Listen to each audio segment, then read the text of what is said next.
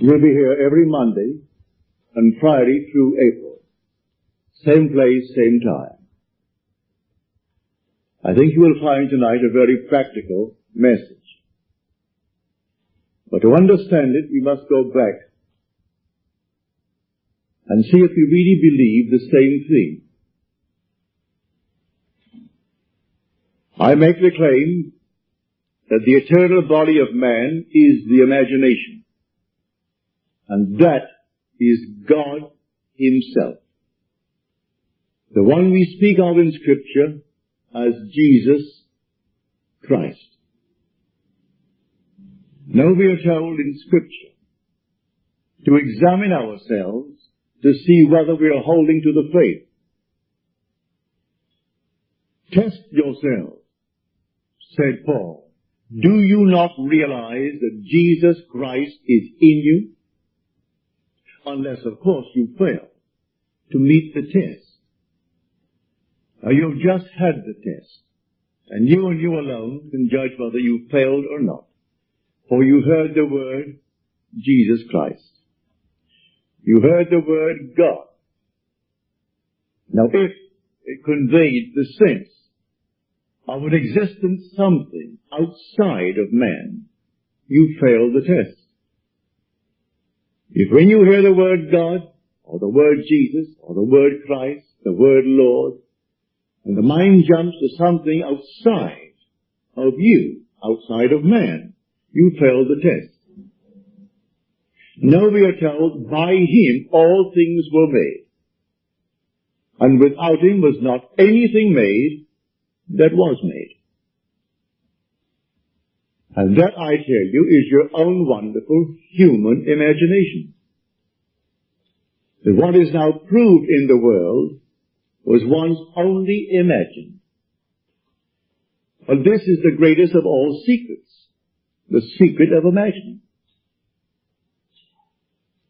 Something that you and I and everyone in the world should strive to understand. For the secret of imagining is the greatest of all problems, to the solution of which everyone should aspire. For supreme power, supreme wisdom, supreme delight lies in the solution of this mystery. When you actually discover it, you discover God. You're finding the creative power of the universe. And when you find Him, He is your own wonderful human imagination. We can only really scratch the surface of this mystery. One, imagination, it seems, will do little for our wish until we have imagined the wish fulfilled. As Shakespeare said, it has been taught us from the primal state that that which is was wished until it were. So you and I want something. And we define our objective, how to realize it. If this power is within us, then we are the operant power. We do not seek anyone on the outside. It's simply within us. Well, how do I operate? If I could put it in this simple little phrase, the subjective appropriation of the objective hope is the way to success. It's imagining as if it were true. What would the feeling be like if it were true? So I start from the feeling of the wish fulfilled. I must begin by feeling that I have already arrived. I have already achieved my goal. And catch the mood that would be mine if it were true. And then wear that mood. If I wear that mood as if it were true, I'll realize it in my world. A friend of mine who was here tonight, she thought that she had failed this past November in her visit to Pittsburgh. Friends of hers that she knew well, and they were a little bit down because of the seeming recession. One friend had worked for 27 years at Jones and Loughlin, one of the great big steel firms of our country. In the months of September and October, they let out 4,000 workers.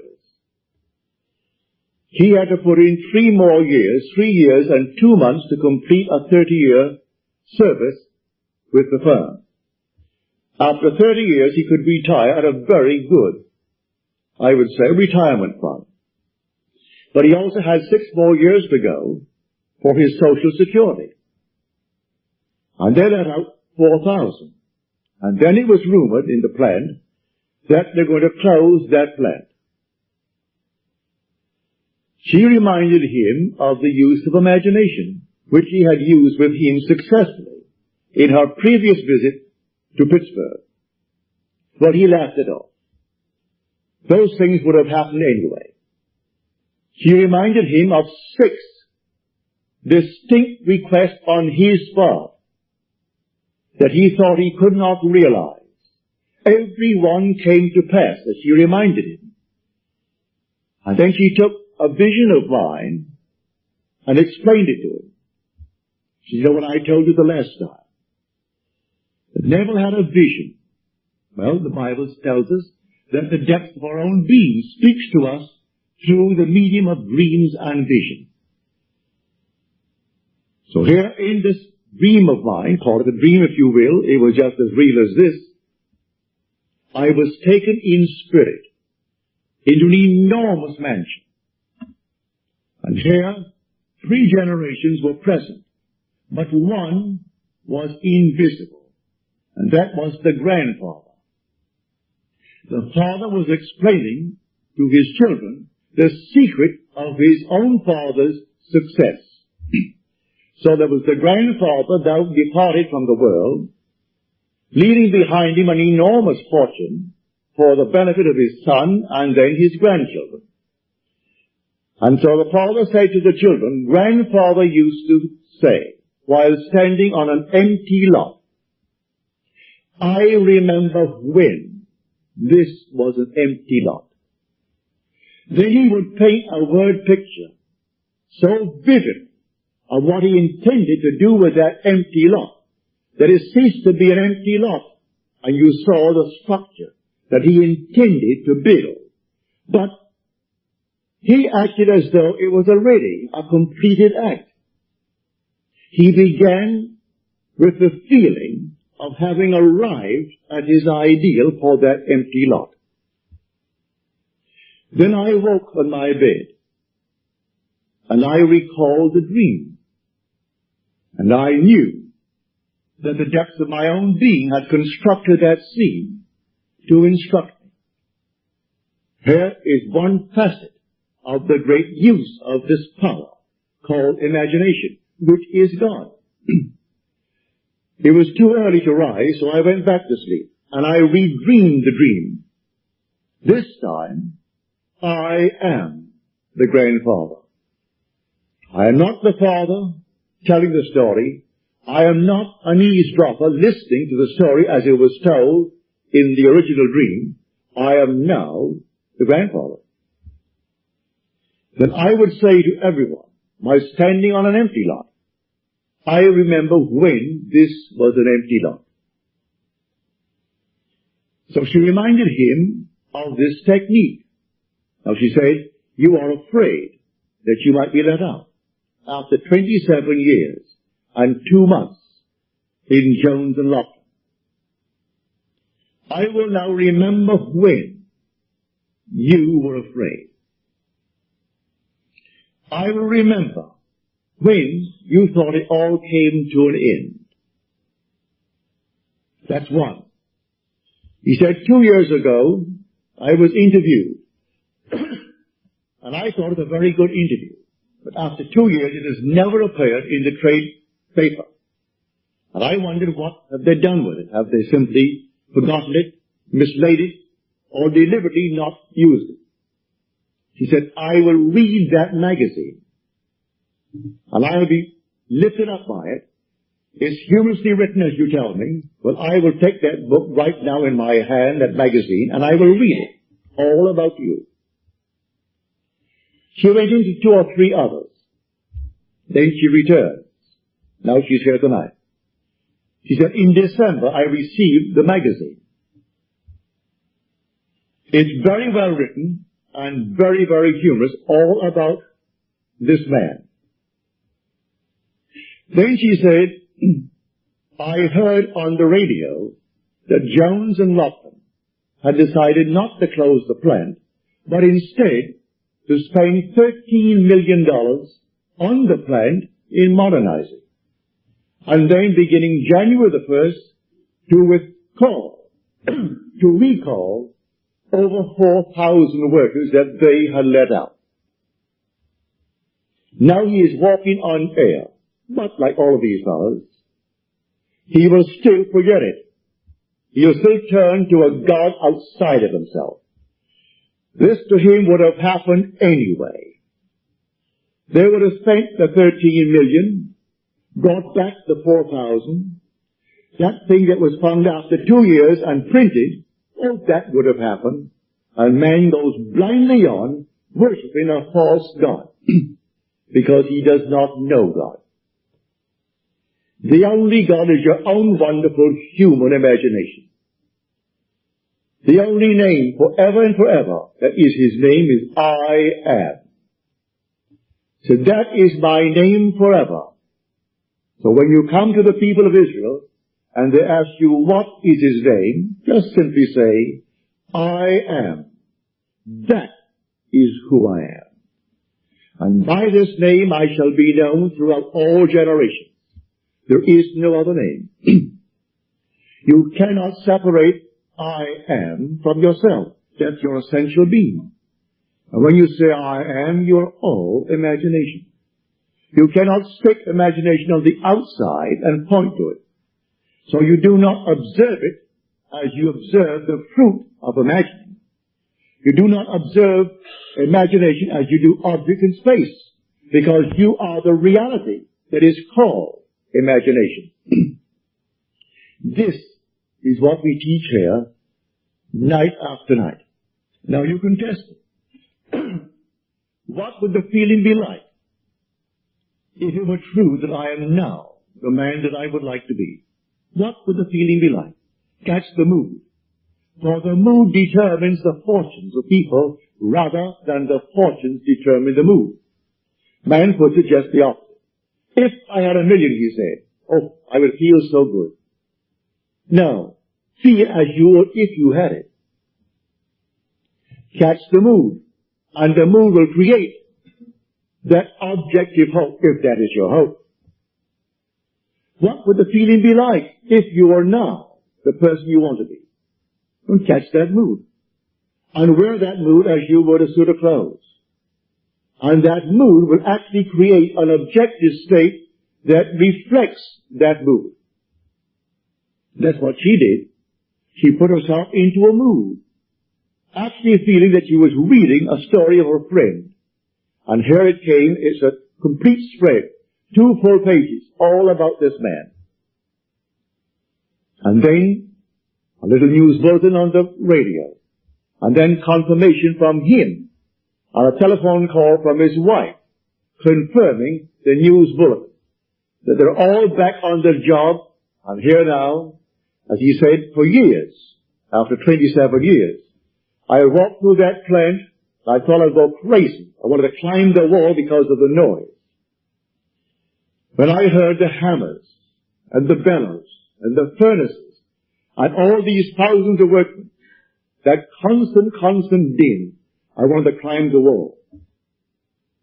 Now, after 4,000 were let out, my footsteps echoed through the entire area. I would like to run and scream, running towards my office. What he does in the plant, I do not know. But if he goes towards his office, undoubtedly he has an executive position in that place, and is not working at the furnaces. But he said, you can't imagine when 4,000 were let out, how empty the place was, And everything simply echoed, and my footsteps seemed like some thunderous thing as I walked through that plant towards my office. And many a moment I wanted to simply jump up and start running. It seemed so empty. She said, all right, that's something. I will remember when. And she applied that technique. When your footsteps scared you and you wanted to run towards the office. Now it's the clangor all over again.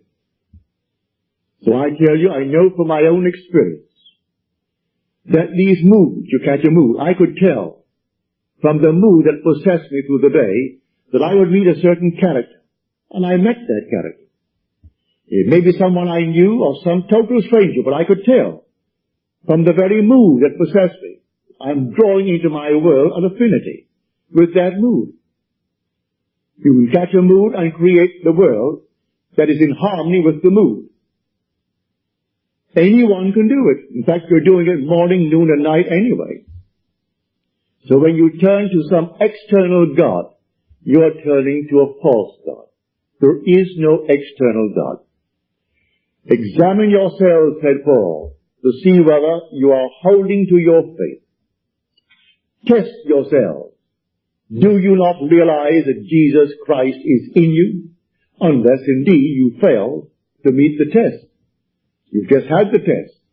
So if you think of some being on the outside, but I use the word Jesus Christ, you have the wrong Jesus Christ. For we are told by him all things were made. And without him was not anything made that is made. Look into the room. All this was once only imagined. The suits you wear, the dresses you wear, the hats you wear. Everything here, the building, was once only conceived in the human imagination. And then executed. And if all things were made by him, well then I must come down to find out who he is. Well, I can't go beyond my own imagination. I know exactly what I imagine. I see the result. So I go back. All things made by him, yes, good, bad, and indifferent.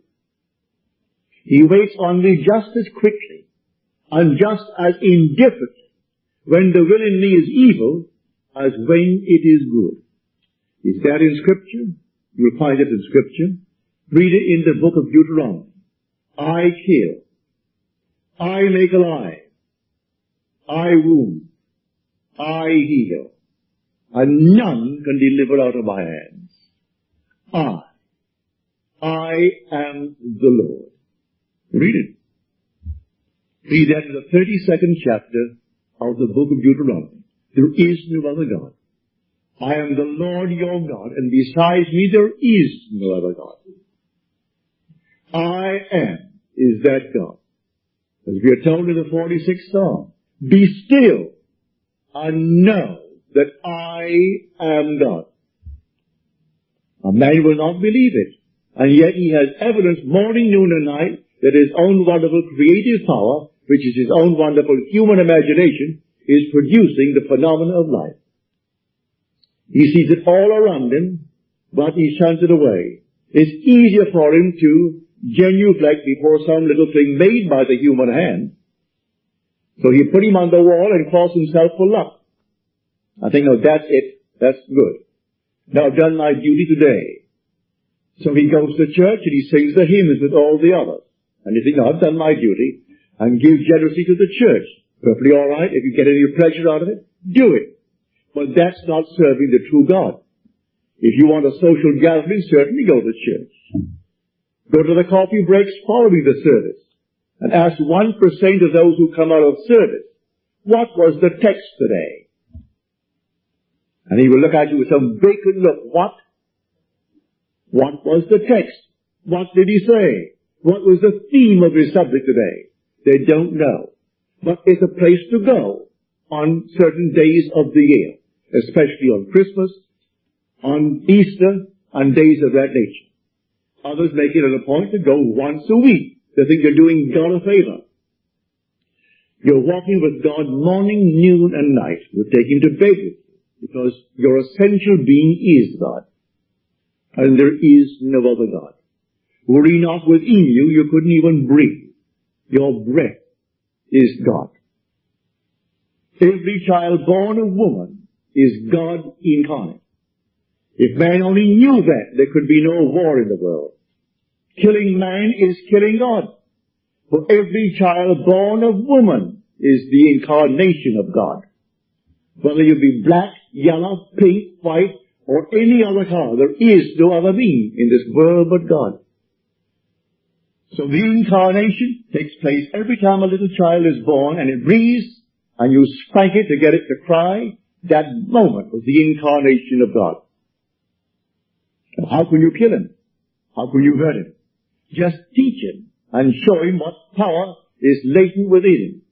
For the whole vast world aches for the awakening of the imagination in man. And the story as told us in Scripture is a true story, but not as it's told. The day will come, you'll actually find yourself reenacting the entire drama as told us in the Gospel. And you will know it in the first person singular, present tense experience. And then you'll know who he is. He comes to us as one unknown, yet one who in the most wonderful, mysterious manner lets man experience who he is. And when you experience who he is, it's all about you. It's not about another. The whole vast drama is all about the individual that you see as a little child right in this wonderful world of ours. But here tonight, let us keep it on this level. And on this level tonight, when you dream of some wonderful objective in this world that is not yet realized, realize who the dreamer is. And the dreamer is God. And by dreamer, I mean your own wonderful imagination now. A daydream. That's God. That's God in action. Now, do not let your reason and your senses dictate what is possible. All things are possible to God. So suspend for a moment your reason. Suspend the senses that are dictating what you must accept. For many of you accept the facts of life. Alright? If you could accept the facts of life and let reason dictate it, you'll never go beyond where you are. So suspend them just for a moment and try this technique. What would the feeling be like? How would I feel if it were true that I am already the man that I would like to be? And if I am, how would I see my friends and how would they see me? It's all within us. So let my wonderful human imagination see them as they would have to see me if it were true. Bring it into my mind's eye and let them see me. And let them talk to me. And let them congratulate me on my good fortune. And don't duck. Accept the congratulations of your friends. If they really mean it. Actually play the part all within yourself. And then believe it 100%. As we are told in John's letter, the 5th chapter of his first epistle. If we believe that he hears us in all that we ask of him, then we know that we have obtained the request made of him. Well, if you get the right God, you have no doubts in your mind as to whether he heard you or not. For you know you heard it, and that's God. But if you're not quite sure that he heard it, because there are 3 billion talking to him, begging, well then you may be not quite sure that he heard you. Maybe you don't think you're good enough, but you can't deny that you hear your own mind. You hear your own inner conversation. You hear your own inner speech. Well, if you know that one is God, well then you are sure he heard you.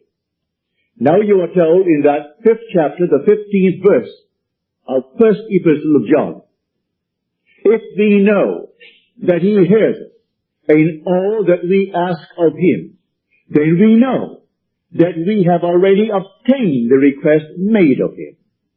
Well, all right. There's an interval between that imaginal act and its fulfillment, as there is between the creative act of a man and the birth of that child. Every little thing has an interval of time between the act and its fulfillment. A horse will take 12 months. A woman takes 9 months. The little sheep will take 5 months. A chicken will take 21 days. There are intervals of time. So the Bible teaches every vision has its own appointed hour. It ripens. It will flower. If it be late, then wait, for it is sure, and it will not be late. Different intervals of time. So it may take thee a longer time. In this case with this man, 2 months to bring back 4,000 who were unemployed. To put his mind at rest that he doesn't have now to feel that he's going to be fired. He can put in now the extra time. Only a little while, 3 years and 2 months will complete his 30 years with Jones and Lockwood.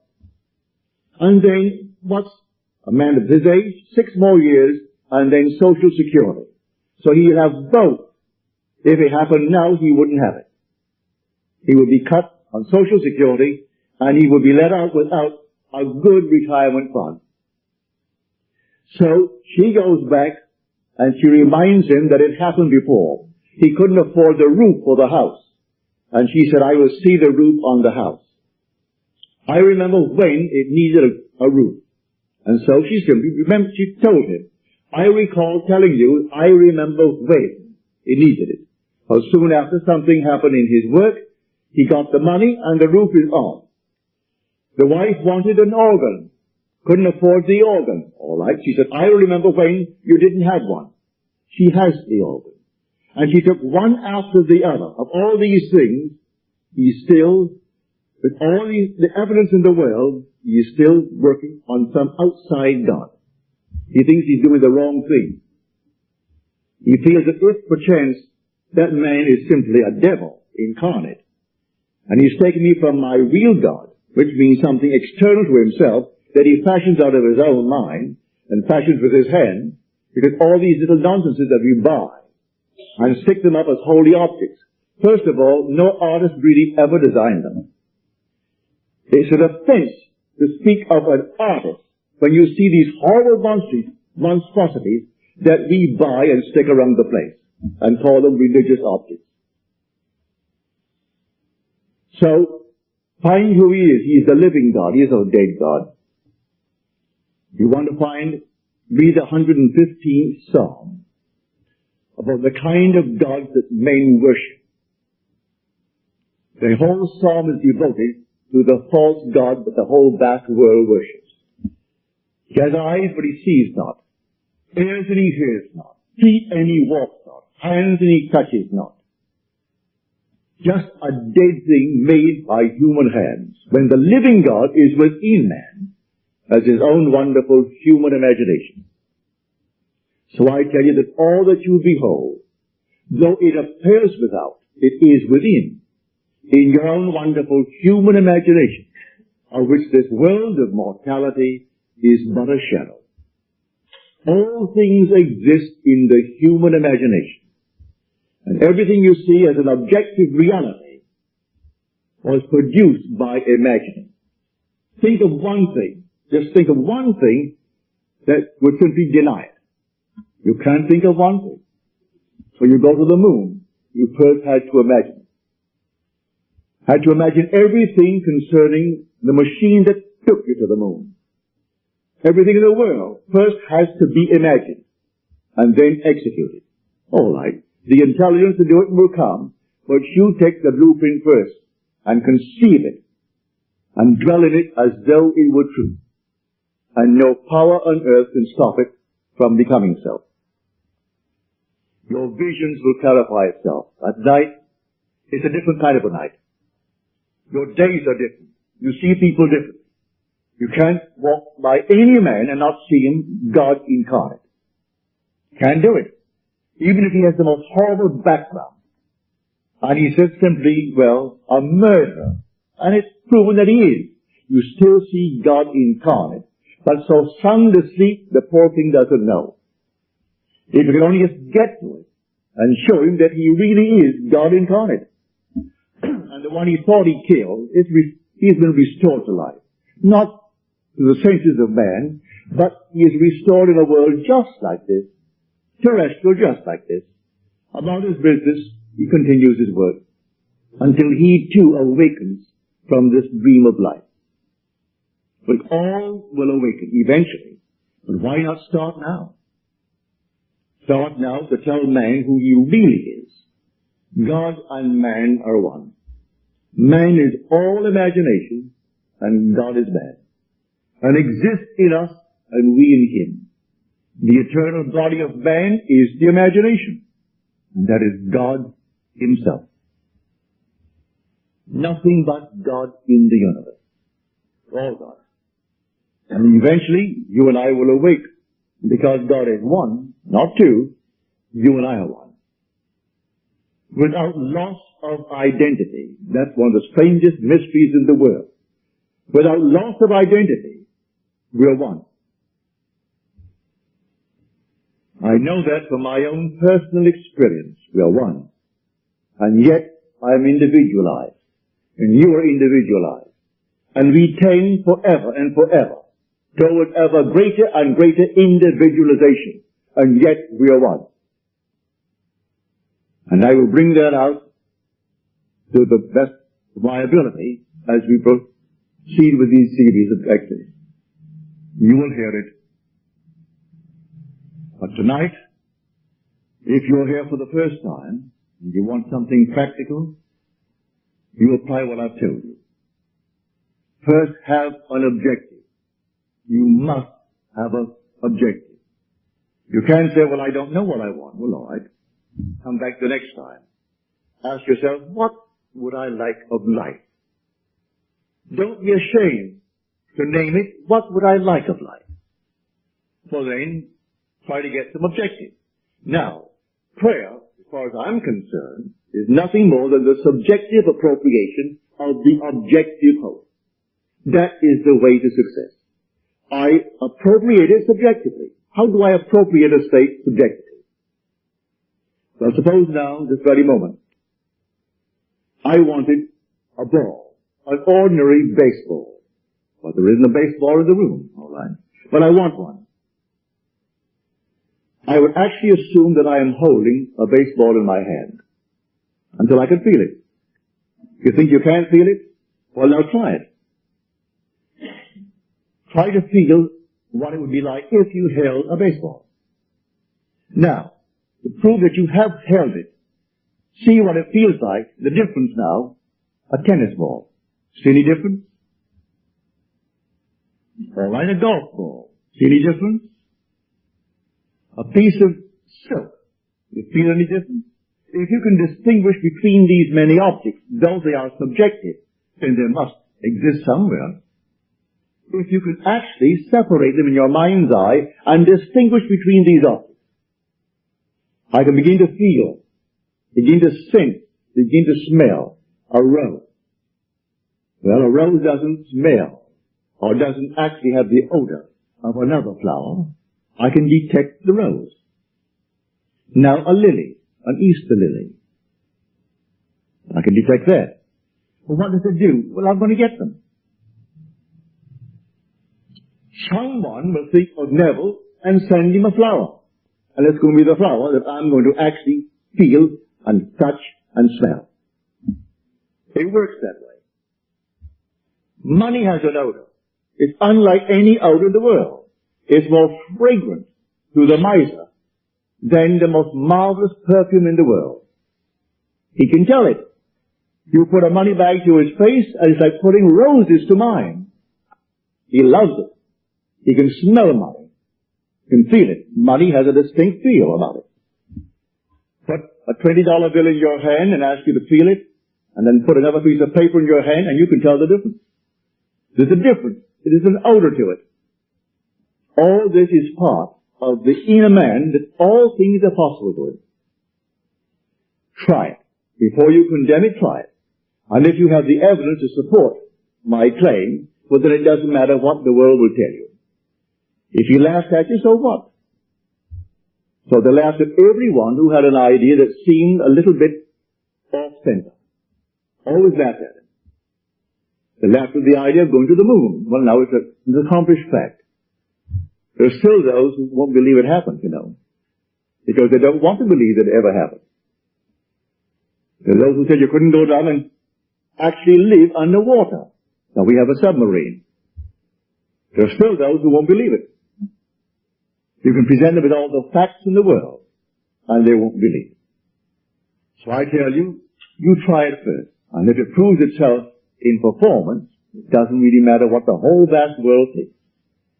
Go about your Father's business, which is yourself, and then live a full and wonderful life in this world of Caesar.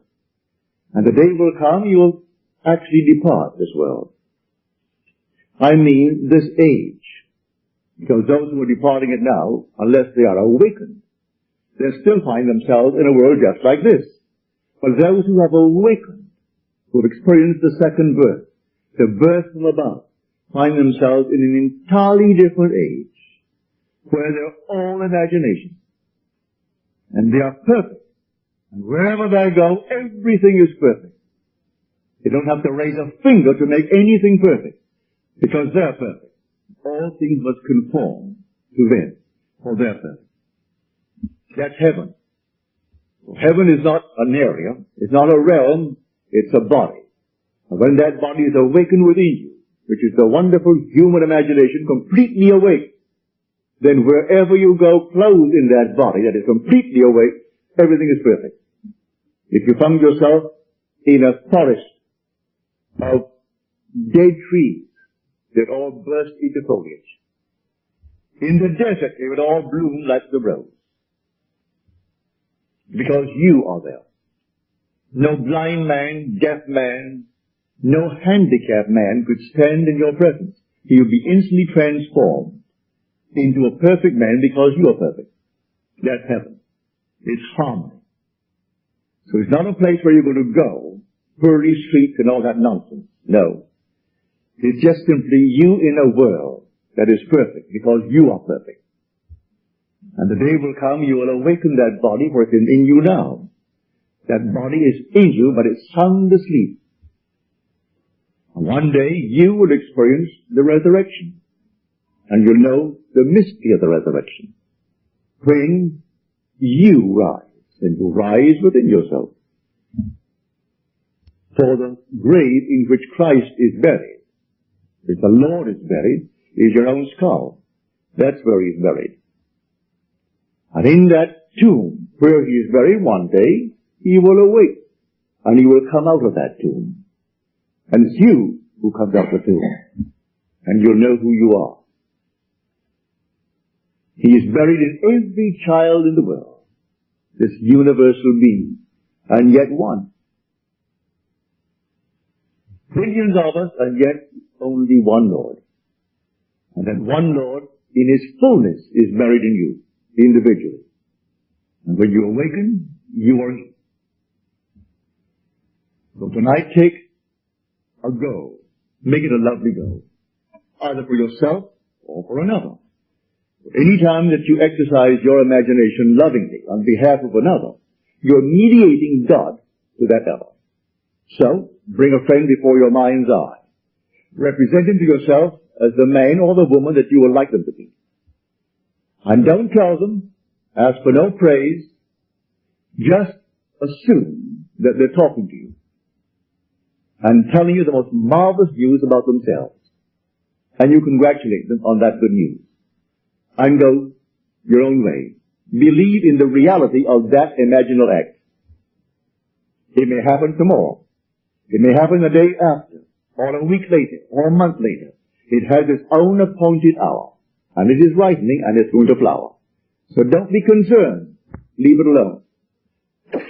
And it will come to pass. So this is what I mean by feeling is the secret. I catch the mood, the feeling that would be mine if I were what I want to be. I don't have to touch something, I can if I want to, but it's the mood I'm speaking of. What would the feeling be like if she were well? If she were this?